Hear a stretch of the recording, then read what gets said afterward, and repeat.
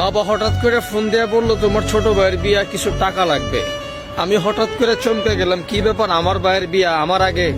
পরে আবার চিন্তা করলাম আমি হয়তো বিদেশ থাকি, যার জন্য আমার ভাইকে বিয়া করাইতেছে। আমার ভাই বলল যে কিছু টাকা দরকার। আমি আমার বাইরে বললাম তুই টাকার জন্য কোনো চিন্তা করিস না, যত টাকা লাগে আমি দিব। বিয়ার জন্য আমি 2 লক্ষ টাকা পাঠাইলাম।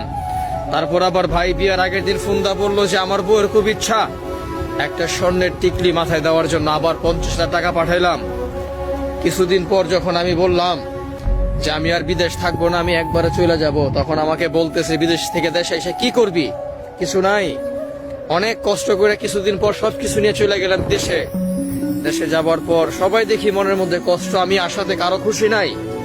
যে বাবা দেশে আসার পর বুকে জড়ায় ধরার কথা, সেই বাবা আমাকে দেখা যেমন মনে হইতেছে রাগ।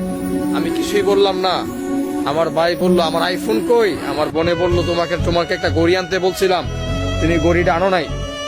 আমি বললাম যে আমি একবারে চলে আসছি তোর জামার জন্য, যা ঘড়িটা আমি আনছি অনেক দামি একটা ঘড়ি।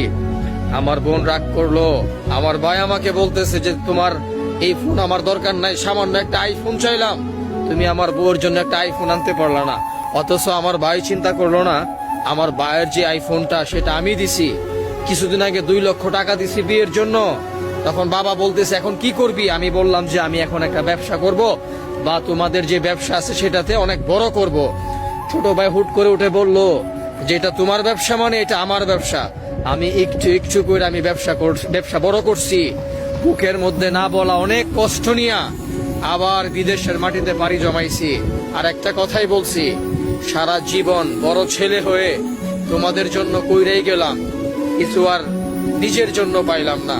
আমি যদি মারা যাই আমার লাশটাও কেউ আনার চেষ্টা করো না, আমার লাশটাই সে প্রবাসের মাটিতে দাফন করে দিও। এটাই হইতেছে প্রবাসী বড় ছেলের জীবন।